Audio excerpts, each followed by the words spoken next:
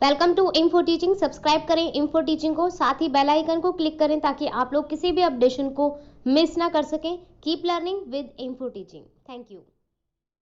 Hello Areen, मैं रेखा कुशवाहा हाजिर हूँ आप सभी के सामने new lesson and new content के साथ। और आप सभी का स्वागत है आपके खुद के चैनल इन्फो टीचिंग में, जहां पर हम अपनी अपकमिंग ऑल टीचिंग एग्जाम्स के रिवीजन और प्रिपरेशन को कंटिन्यू कर रहे हैं। सो आज हम पढ़ेंगे अपने सीरीज नंबर 4 की ओर, जिसमें हम केवीएस एंड टेट कैटेगरी की प्रिपरेशन को कंटिन्यू कर रहे हैं। बस आप लोगों का पॉजिटिव फीडबैक एंड सपोर्ट चाहिए, वो मुझे मिलेगा आप लोगों के like, hit, share and subscribe के जरिए, ताकि ऐसे ही मैं आप लोगों के सामने रेगुलर अपडेशंस के according KVS and TET category की प्रिपरेशन को कंटिन्यू कर सकूं। आज हम स्टार्ट करेंगे एक न्यू टॉपिक, जो हमारा हिंदी का टॉपिक होगा, जिसमें हम समाज की पूरी जानकारी को एज अ टॉपिक के अकॉर्डिंग कंटिन्यू करेंगे। और साथ ही बेस्ट ट्रिक आप लोगों को मिलेगी कि समाज को अच्छे तरीके से टिप्स पर लर्न कैसे रखा जाता है। तो लास्ट तक वीडियो जरूर देखनी है, ताकि आप लोगों को टिप्स एंड ट्रिक्स के साथ साथ डिटेल में समाज की पूरी जानकारी मिल सके। सो स्टार्ट करेंगे।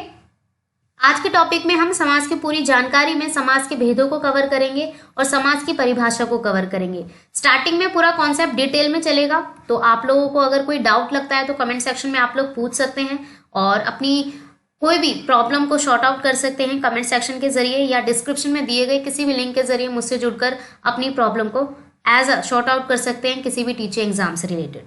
सो स्टार्ट करेंगे।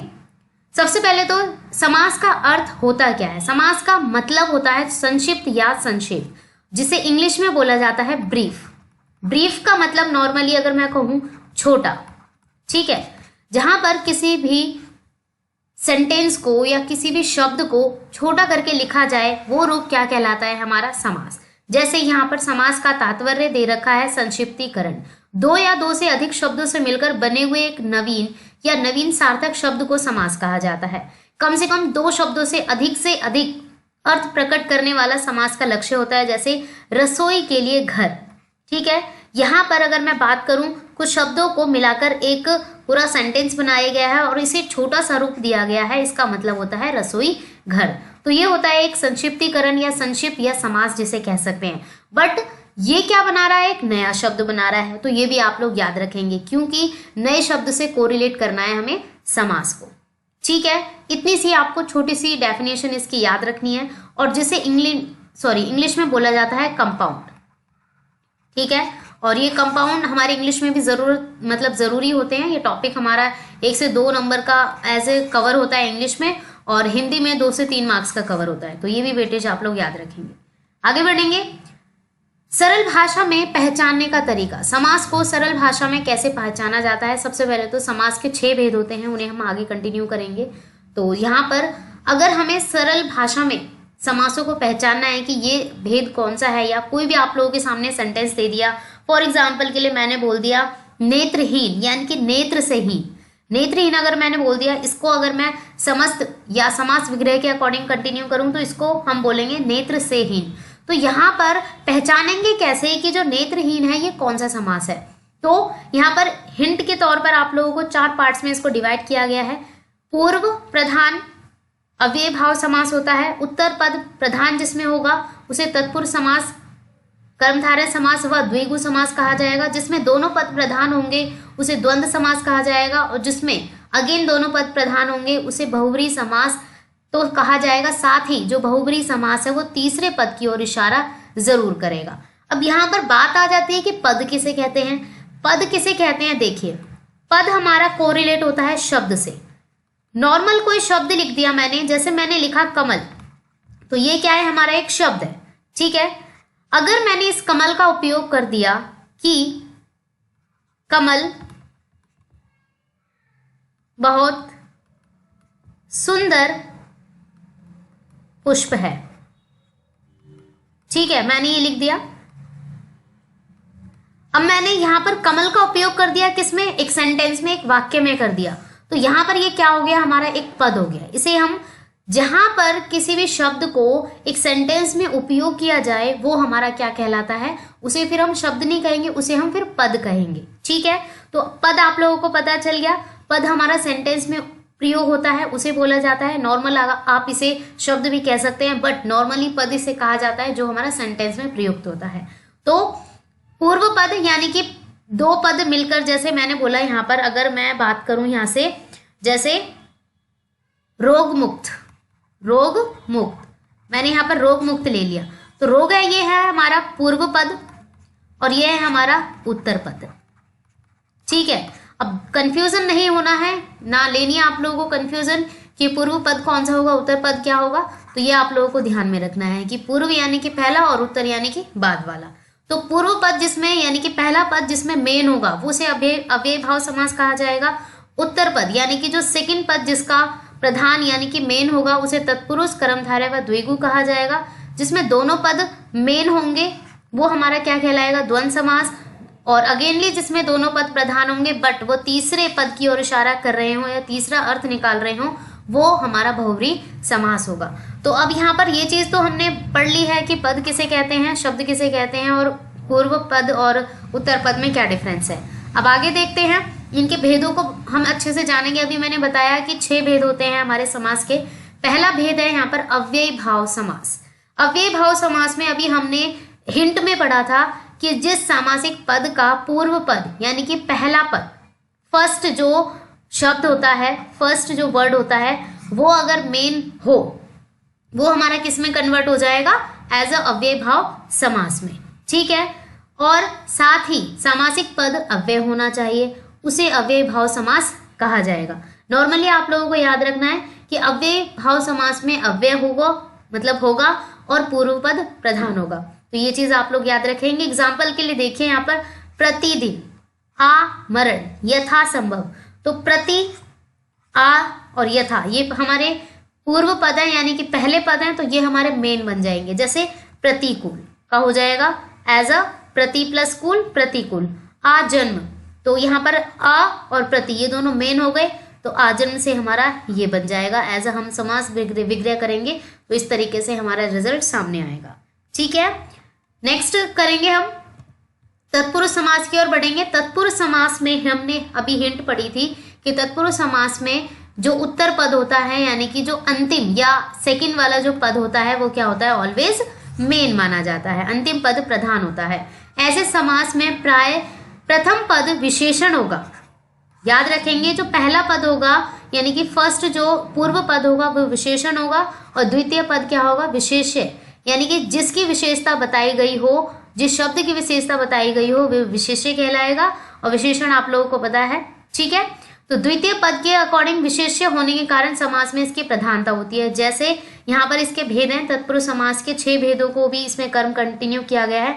कर्म तत्पुरुष, करण है, संप्रदान है, अपदान है, संबंध तत्पुरुष और अधिकरण है। ये आप लोगों को याद रखने हैं। जैसे आप लोगों ने विभक्तियां पढ़ी होंगी, ये कारक की विभक्तियों के अकॉर्डिंग आते हैं। कारक की विभक्तियां आप लोगों ने पढ़ी हैं, तो जिसमें कर्ता ने कर्म को करण से इस तरीके के मतलब कि वर्ड को रिलेट किए जाते हैं, तो वो हमारे तत्पुरुष समास में ही आते हैं।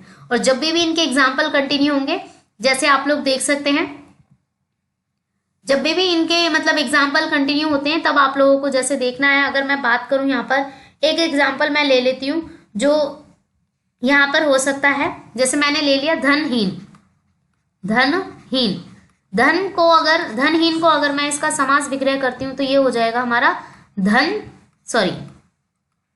से हीन।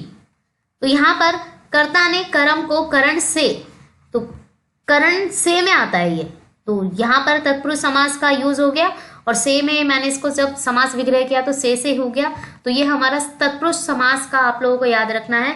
ऐसे शब्द बीच में आएंगे, जैसे से आ गया है, से के बाद अगर मैं बात करूं का, के, की या के लिए भी आएगा और को भी आएगा। कुछ ऐसे ही जैसे देव पूजा, देव की पूजा, तो ये हमारे ऐसे एग्जाम्पल होते हैं जिन्हें आप लोगों को याद रखना है। देव की पूजा ये हो जाता है हमारा संबंध बोधक। तो ये कुछ एग्जाम्पल हैं जो आप लोगों को इस तरीके से याद रखने हैं तत्पुरुष समास में। ठीक है, तो आगे देखेंगे कर्मधारय समास। कर्मधारय समास बहुत इजी होता है, इसमें ज्यादा मतलब कि मेन आप लोगों को कुछ स्पेशल याद रखने के लिए जरूरी नहीं है, बहुत इजी है। देखिए क्या है इसमें, जिस तत्पुरुष समास के समस्त पद समान रूप से प्रधान हो तथा विशेष्य विशेषण भाव को प्राप्त होते हैं, उन्हें लिंग वचन भी समान हो, वहां कर्मधारय समास होता है। इट मीन्स जहां पर आसानी से अगर आपको इसको समझना हो कि उत्तर पद तो प्रधान होगा ही इसके अंदर, साथ ही पूर्व पद और उत्तर पद में उपमान और उपमेय यानी कि विशेषण और विशेष्य के संबंध में या संबंध के बारे में बताया गया हो। मतलब दोनों को एक दूसरे से जोड़ा गया है। जैसे अधमरा, आधा है जो मरा, मतलब ये इसी से रिलेटेड है। इसको हम जब इस शब्द को जब हम अलग अलग करेंगे तो ये दोनों अलग अलग नहीं होंगे पूरी तरीके से, क्योंकि ये एक दूसरे से ही कनेक्टेड है। आधा है जो मरा उसे बोला जाता है अधमरा। महादेव, महान है जो देव, मतलब विशेषता बताई जा रही है यहाँ पर। देव की जो मतलब विशेषता है वो बताई जा रही है कि वो कैसे हैं, वो महान है। जो व्यक्ति है वो आधा है, मतलब कि आधा मरा हुआ है, उसे अधमरा कहा गया है। तो ये हमारा हो जाएगा कर्मधारय समास, जहां पर दोनों पद तो मेन माने ही गए हैं, साथ ही उत्तर पद की और ज्यादा इशारा किया जाता है। जो उत्तर पद है वो सबसे ज्यादा मेन होता है, उसकी विशेषता बताई गई है। उत्तर पद की ऑलवेज क्या बताई जाएगी, विशेषता बताई जाएगी। उपमेय और उपमान के अकॉर्डिंग आप लोगों को याद रखनी है। जैसे पहला व बाद का पद दोनों प्रधान होते हैं और उपमेय उपमान या विशेषण या विशेष्य से संबंध हो, तो ये भी आप लोगों को मतलब ये आप लोगों को मेनली याद रखना है, विशेषण और विशेष्य के अकॉर्डिंग और उपमान और उपमेय के अकॉर्डिंग। ठीक है, चलिए नेक्स्ट की ओर बढ़ेंगे। द्विगु समास। द्विगु समास बहुत इजी है, क्योंकि यहां पर आप लोगों को याद रखना है नंबर, नंबर यानी कि संख्या। ठीक है, जहां पर संख्या आ जाए वहां पे द्विगु समास आएगा। देखिए यहाँ पर इसमें पहला पद प्रधान होगा, पूर्व पद प्रधान होगा, और ये ऑलवेज क्या होगा, संख्यावाची। ठीक है, और संख्यावाची जैसे नवरात्रि, सप्तऋषि, पंचमणि या चतुर्भुज, बहुत सारे ऐसे एग्जाम्पल होते हैं जो आप लोगों को नॉर्मली पता चल जाएगा। इसमें तो आप लोगों को रट्टाफिकेशन या बिल्कुल दिमाग लगाने की जरूरत ही नहीं है, नॉर्मली आप टिप्स पर इसे इजीली लर्न रख सकते हैं, 2 सेकंड का काम है। द्विगु समास is equal to number, number या संख्या से रिलेटेड कर लीजिए, तो कोई भी एग्जाम्पल आ जाए अगर आप लोगों के सामने तो आप इजीली उसे लर्न रख सकते हैं। ठीक है, फिफ्थ है हमारा द्वंद्व समास। ये भी बहुत इजी है, और क्यों इजी है, क्योंकि यहाँ पर हाइफन का यूज होगा या और का यूज होगा। ये 2 हमारे मेन होते हैं, जैसे माता और पिता। ठीक है, अन्न जल, नदी नाले, धन दौलत, भाई बहन, बहुत सारे ऐसे एग्जाम्पल हैं जो आप लोगों को यहाँ पर अगर एग्जाम्पल से ही इनको मैं इस डेफिनेशन को क्लियर करूँ तो आप लोगों को याद हो जाएंगे। इसमें दोनों ही पद प्रधान होते हैं, ना तो हम इसको मतलब कि मेन मानेंगे ना इसको मेन मानेंगे, दोनों ही मेन है, दोनों ही मेन है यानी कि मूल है, और दोनों ही प्रधान है, इसीलिए इसे द्वंद्व समास कहा जाता है। इसके 3 भेद होते हैं, जैसे इत्येतर द्वंद्व, समाहार द्वंद्व और वैकल्पिक द्वंद्व। तो ये भी आप लोगों को याद रखने हैं, कहीं अगर इन ऐसे ऑप्शन में आ जाता है कि द्वंद्व समास के कितने भेद होते हैं तो वो भी आप लोग इजीली बता सकें। देन है हमारा लास्ट बहुव्रीहि समास। बहुव्रीहि समास अगर मैं कहूँ थोड़ा सा कोरिलेट करूँ तो ये रिलेटेड है कर्मधारय से, बट उसकी तरह नहीं है डिट्टो, कुछ चीजें इसमें डिफरेंस है। देखिए क्या डिफरेंस है इसमें, जिस पद में कोई पद प्रधान नहीं होता, दोनों पद मिलकर किसी तीसरे पद की ओर इशारा कर रहे हो, मतलब कि एक पद है प्लस दूसरा पद है, ये बना रहे हैं तीसरा पद। ठीक है, जैसे लंबोदर, लंबा है धर जिसका, गणेश जी। इस तरीके से हम मतलब तीसरे पद की ओर, जहां पर मतलब तीसरा जो पद है ना वो मेन माना जाएगा इसके अंदर, मतलब कि वो प्रधान माना जाएगा, और तीसरे पद की ओर इशारा किया जाए वो हमारा बहुव्रीहि समास। अगर देखा जाए पूरी डेफिनेशन यहाँ पर इतनी बड़ी दे रखी है, बट मैंने पूरी डेफिनेशन को क्लियर आप लोगों के सामने इसलिए नहीं किया क्योंकि आप लोगों को शायद एग्जाम्पल से ही पता चल जाएगा कि बहुव्रीहि समास एक्चुअल में क्या होता है। बस आप लोगों को याद रखना है कि तीसरे पद की ओर संकेत करते हैं, वो हमारा क्या कहलाता है, बहुव्रीहि समास। जैसे नीलकंठ, नीला है कंठ जिसका, अर्थात शिव जी को कहा जाता है, तो ये हो गया हमारा बहुव्रीहि समास। बहुत ईजी है। ठीक है, और यहाँ पर देखिए एग्जाम्पल और दे रखे हैं, चतुरानन, 4 हैं आनंद जिसके आनंद यानी कि मुख, तो उन्हें बोला जाता है ब्रह्मा जी। चक्रपाणी, चक्र है पाणी में जिसके अर्थात वो है हमारे विष्णु जी। तो ऐसे बहुत सारे एग्जाम्पल हैं। ठीक है, आगे देखिए, अब आ जाता है आप लोगों के सामने ट्रिक। ट्रिक कैसे लर्न रखनी है आप लोगों को, एग्जाम्पल आ जाते हैं कई बार और ये पूछा जाता है कि आप लोगों को बताना है कि ये कौन सा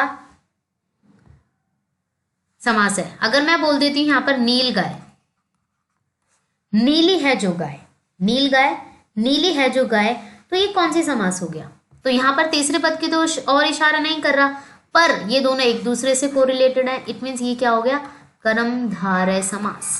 कर्मधारय समास, अभी हमने कर्मधारय यानी कि दोनों ही मेन पद आ जाएंगे, वो हो गया हमारा दिस वन, यानी कि दोनों ही पद प्रधान हो गए ये।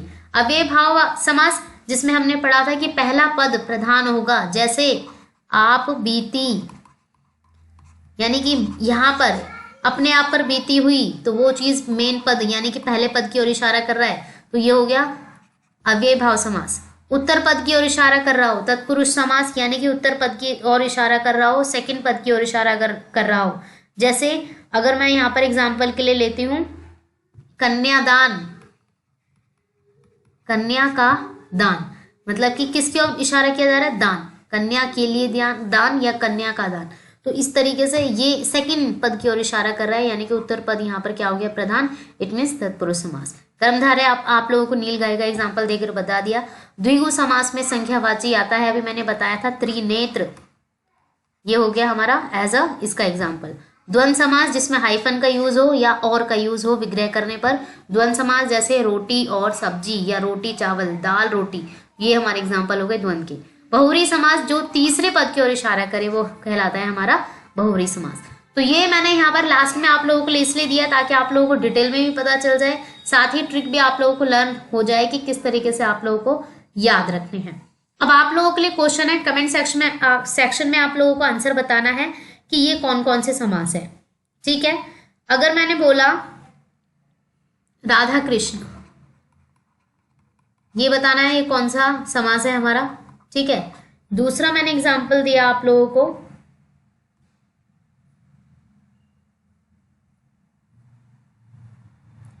त्रिकोण, त्रिकोण, ये आप लोगों को बताना है।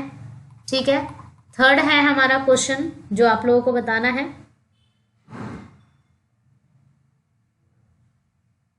अनसुनी, अनसुनी कौन सा समास है ये बताना है। फोर्थ है